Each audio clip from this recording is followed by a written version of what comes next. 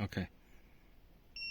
Turn on the unit, and then press this button.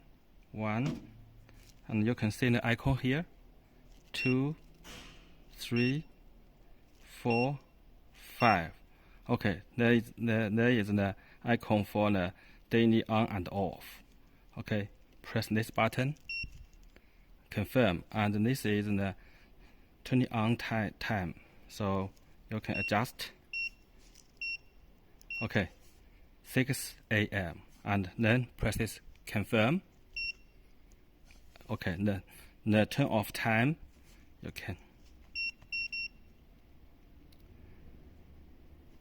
Okay, 8 o'clock a.m. and then confirm.